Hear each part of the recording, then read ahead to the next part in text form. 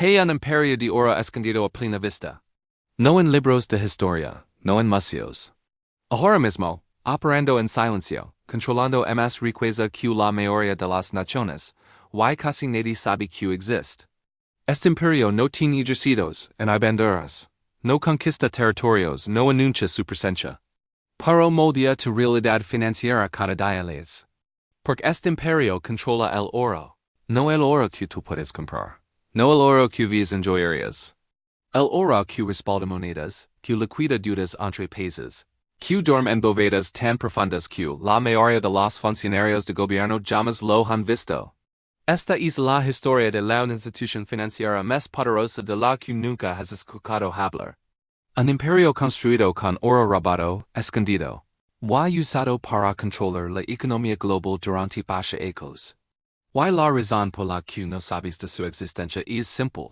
Si supieras cuánto poder tienen, si entendieras lo que han hecho con él, descubrirías que tu dinero, tus ahorros, todo tu futuro financiero ha sido manipulado por una organización que no responde a ningún gobierno, no sigue ninguna ley y opera en absoluta oscuridad. Esta es la historia del imperio oculto del oro.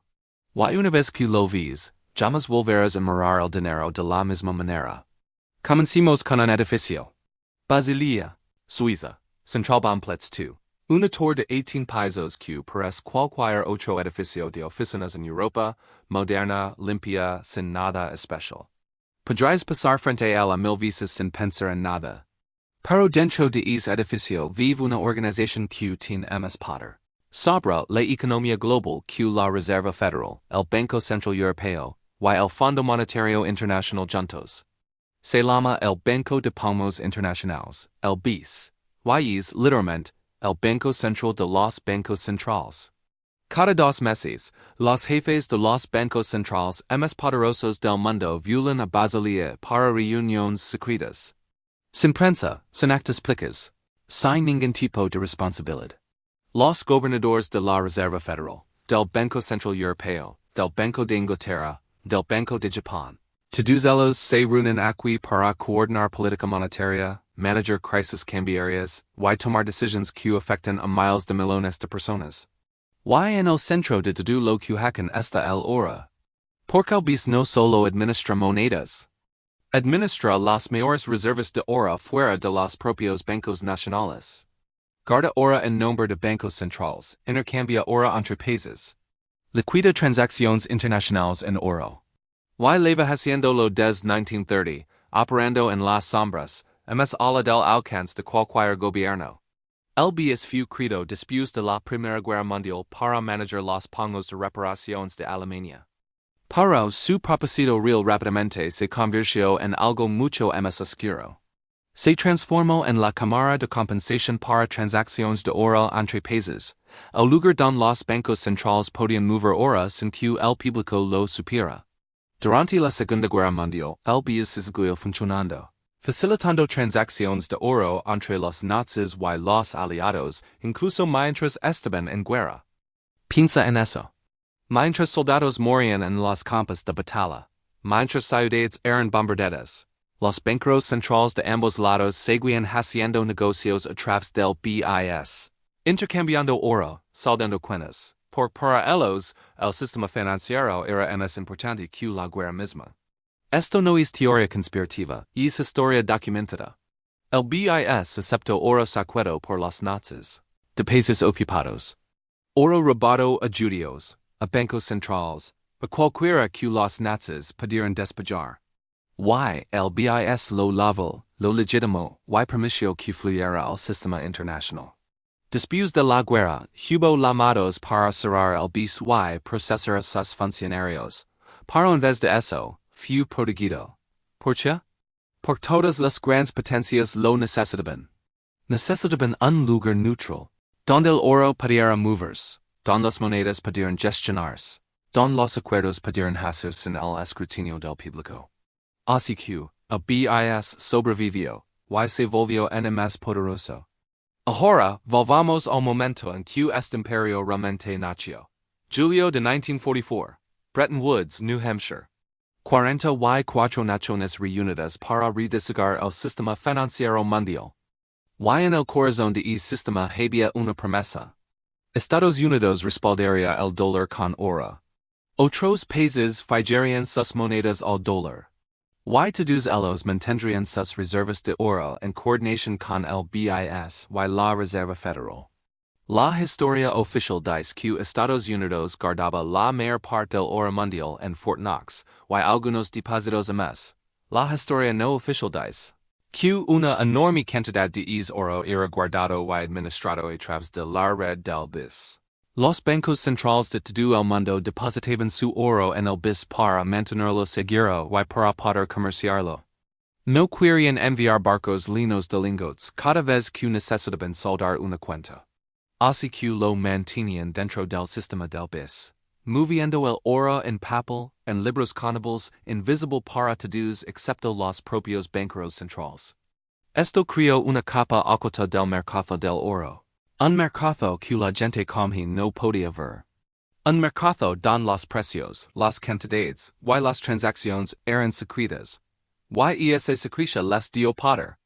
Porque si controlas el oro en secreto, puedes manipular su precio, su disponibilidad, y su papel dentro del sistema financiero.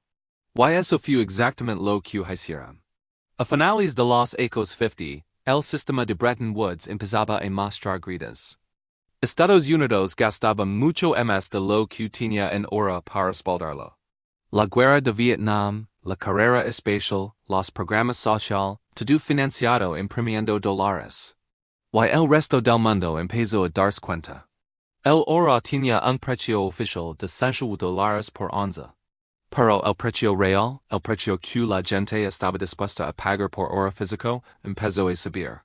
$40. $45. La brecha se ampliaba. Y si seguía ampliándose todo el sistema colapsaría, porque las naciones descubrieron que el dólar ya no estaba realmente respaldado por oro. Así que en 1961, los bancos centrales crearon el London Gold Pool.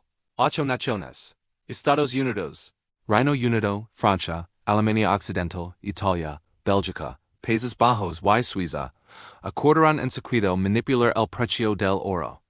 Así funcionaba.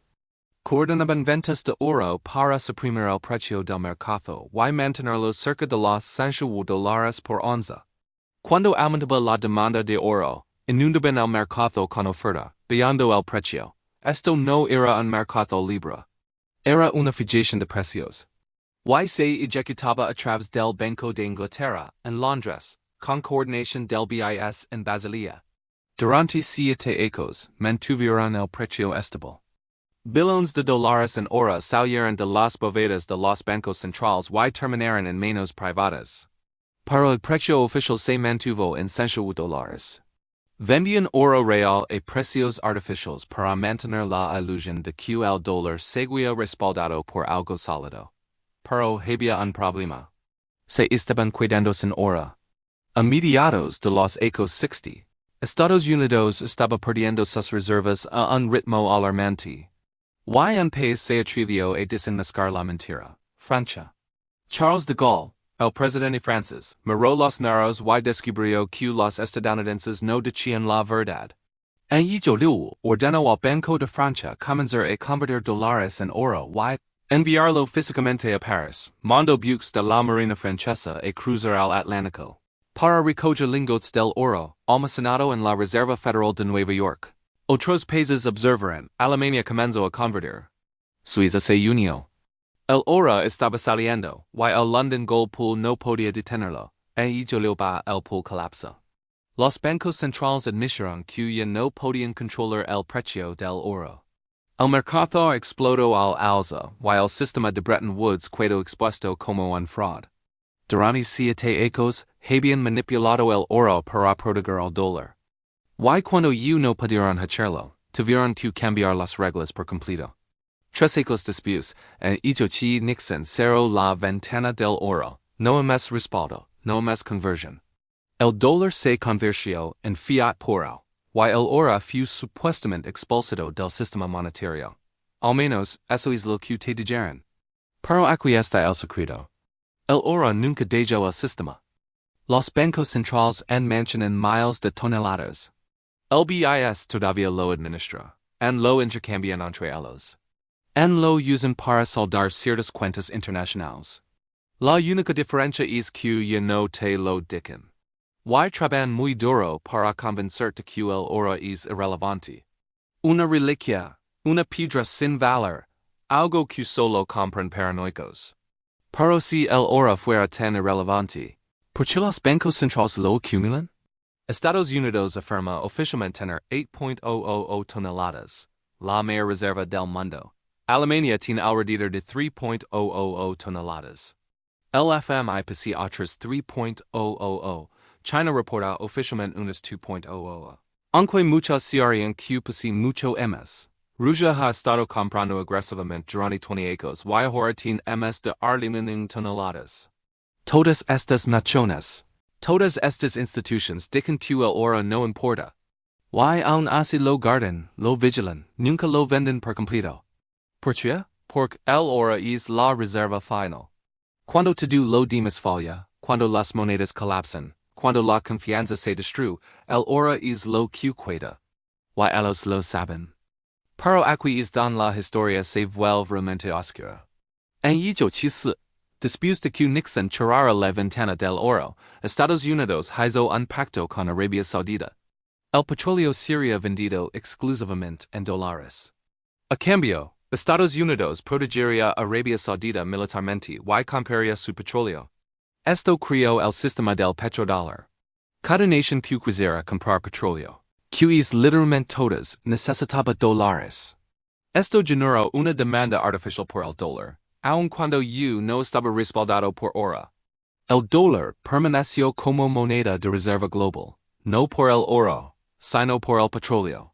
Y detrás de escena a través del BIS, el oro seguía siendo utilizado para mantener el sistema funcionando.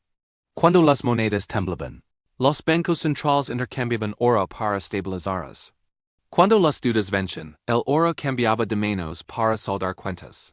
Todo era invisible para el público. Pero el imperio seguía operando, seguía manipulando, seguía ocultando. Ahora hablamos de Fort Knox porque aquí es donde el misterio se profundiza. Fort Knox es, supuestamente, el lugar donde Estados Unidos guarda la mayor parte de su oro. 4.000 toneladas, reposando en una bóveda en Kentucky, protegida por el ejército. Blindada por capas y capas de seguridad, excepto por un detalle. Casi nadie lo ha visto realmente. La última auditoría pública de Fort Knox fue en 1953, hace más de 8 años. Desde entonces, el oro ha sido inaccesible. Miembros del Congreso han pedido inspecciones. Auditores han solicitado acceso, todos rechazados. En 1974, un pequeño grupo de periodistas y congresistas fue permitido a una visita breve, altamente controlada, casi teatral. Vieron algunos lingotes, les dijeron que todo estaba bien. Y eso fue todo, no hubo auditoría independiente. No hubo verificación de pureza, de peso ni de cantidad. Solo confían en nosotros, el oro está ahí. Pero y si no está? Y si parte de él se vendió durante el London Gold Pool? Y si parte fue prestado a bancos privados y nunca regresó? Y si las bóvedas contienen mucho menos de lo que afirma el gobierno? Esto no es paranoia. Es historia. Los bancos centrales ya manipularon el oro por 7 años en secreto. Mintieron sobre el respaldo del dólar. Cerraron la ventana del oro cuando no pudieron sostener la mentira. Entonces, ¿por qué deberíamos creerlos ahora? Aquí está la teoría, que tiene más sentido. El oro en Fort Knox, asumiendo que sigue ya no es propiedad exclusiva del gobierno de Estados Unidos. Parte es oro ha sido prestado, intercambiado o usado como colateral dentro de la red del BIS o para otros bancos centrales. Los lingotes están físicamente en Kentucky, pero el título de propiedad es un rompecabezas. Ha sido usado y reutilizado en transacciones financieras que nunca serán públicas. Y la razón por la que no pueden permitir una auditoría es porque revelaría que la historia simple y limpia. Estados Unidos tiene 8.000 toneladas de oro. Es una mentira. La historia real es mucho más caótica. La propiedad está dividida. Part está prestada. Part está comprometida. Why admitir eso destruiría la confianza en el dólar se que simplemente no hablan del tema? Why no digan que nadie mayor? Pero el imperio del oro lo sabe. El BIS lo sabe. Los bancos centrales que se reúnen en Basilea cada 2 meses saben exactamente dónde está el oro, quién lo posee, y cómo se está usando, y nunca te lo dirán. Pasemos al presente, porque el imperio del oro sigue operando, sigue manipulando, sigue oculto. Desde el año 2000, el precio del oro ha sido suprimido mediante un mecanismo llamado el mercado del oro en papel. Así funciona. Puedes comprar oro físico, lingotes reales, monedas reales, pero la mayor parte del comercio de oro no es físico. Son contratos futuros, ETF, derivados. No compras oro real. Compras una promesa de que podrías recibir oro si alguna vez lo pidieras. Why la belleza del oro en papel es que puedes creer mucho más del que existe físicamente. Las estimaciones varían, pero algunos analistas creen que hay más de 100 reclamaciones de papel por cada onza de oro físico existente. Eso significa que si todos los dueños de oro en papel pidieran entregar el metal físico, el sistema colapsaría al instante. No existe suficiente oro real para respaldar las promesas. Pero mientras la mayoría solo comercia el papel y nunca pide entrega física, la ilusión funciona. Y el precio puede ser controlado. Cuando el precio del oro sube demasiado rápido, amenazando con señalar debilidad del dólar o inflación, los grandes bancos JP Morgan, HSBC, otros, inunden el mercado de futuros con enormes cantidades de oro en papel. Esto crea una falsa oferta masiva, aunque no se mueve ni un solo lingote real. El precio baja y el mensaje es enviado. El oro no es un refugio. El dólar está bien. Todo está bajo control. Esta manipulación está documentada. Bancos han sido multados por manipular el mercado del oro. Pero la práctica continúa. Porque es esencial para mantener la confianza en las monedas fiat. Y detrás de todo esto, coordinando, facilitando, gestionando el flujo de oro real entre los bancos centrales, está el BIS. Ellos no necesitan manipular directamente el mercado en papel. Solo necesitan asegurarse de que cuando el mercado en papel falla, cuando alguien exige entrega física, el oro real esté disponible para evitar el pánico. Ellos administran la reserva, el cortafuegos, la capa oculta. Y mientras pueden mantener esa capa funcionando, el mercado en papel puede seguir inflando promesas mucho más allá de la realidad. Pero, ¿qué pasa cuando se rompe? ¿Qué pasa cuando la confianza se quiebra y todos exigen oro físico al mismo tiempo? Es entonces cuando descubres que el imperio ha estado funcionando con humo y espejos. Es entonces cuando el precio del oro físico se separa del oro en papel.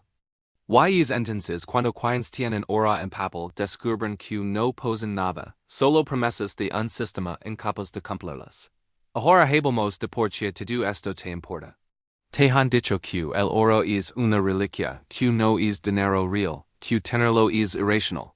Pero las instituciones más ricas y más poderosas del mundo, el BIS, los bancos centrales, los multimillonarios, todos tienen oro. Lo compran en silencio. Rusia adquirió 9 toneladas en una sola década. China lleva comprando 20 ecos y ocultando las cifras reales. Los bancos centrales del mundo, en conjunto, son compradores netos de oro, a niveles no vistos desde la década de Julio. Están preparándose para algo, y no es porque son paranoicos. Es porque saben que el sistema de papel no es sostenible. Saben que la deuda jamás podrá pagarse. Saben que las monedas están siendo infladas hasta perder todo valor. Y cuando llegue el reajuste, cuando la confianza colapse, el oro será el único activo que mantendrá su respeto. El único activo que los gobiernos no pueden imprimir. El único activo que ha sobrevivido a cada colapso monetario en la historia humana. El imperio oculto del oro no se trata solo de acumular metal. Se trata de control. Control de la narrativa. Si la gente pierde la fe en las monedas fiat y corrige el oro, el precio explotarías. Los gobiernos perderían su capacidad de imprimir y gastar sin límites. El sistema financiero, construido sobre duda y apalancamiento colapsarial. Así que deben suprimir el oro. Deben convencer de que no importa. Deben mantener el precio controlado para que no revele la verdad. Que las monedas están muriendo. Pero el imperio sabe la verdad. Y a los prodigan sus reservas mientras te dicen que tú ignores las tuyas. Aquí está el patrón histórico. Cada imperio que abandonó el dinero sólido, que degradó su moneda, que dependió de promesas en papel, eventualmente colapsó. Roma, España, Gran Bretaña, todos, y en cada caso el oro fue el activo que sobrevivió. Cuando el denario romano se convirtió en estago sin valor, el oro siguió teniendo precio. Cuando la plata española inundó la economía y destruyó su valor, el oro a letter sin compra bebidas. Cuando la libra británica colapsó como moneda de reserva, el oro todavía saldaba dudas. El patrón es claro. El papel falla. El oro perdura.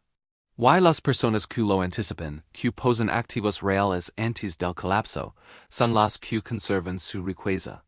Las personas que confían en el sistema, que sostienen papel y promesas, son las que lo pierden todo. Así que, ¿chid debes aprender de todo esto? Primero, entiende que el mercado del oro no es libre. Es administrado, manipulado, y controlado por instituciones que operan en secreto.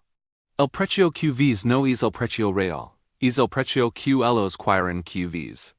Segundo, reconoce que los bancos centrales todavía usan oro, todavía lo tienen, todavía lo comercian. No lo han abandonado, solo lo han escondido de ti. Y si realmente fuera irrelevante, no se molestarían en hacerlo.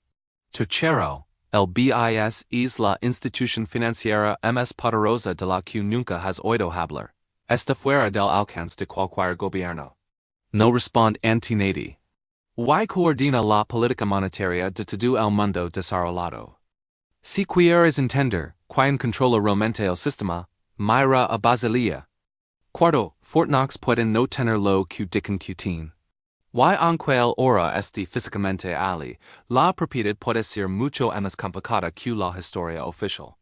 Una auditoría nunca ocurrirá, porque revelaría demasiado. Quinto, el mercado del oro en papel es una cosa de naipes. Funciona mientras nadie pida entrega física. Pero cuando la confianza se rompa, cuando la gente pida metal real, el sistema colapsará. Y el precio del oro físico se desconectará por completo de las promesas en papel.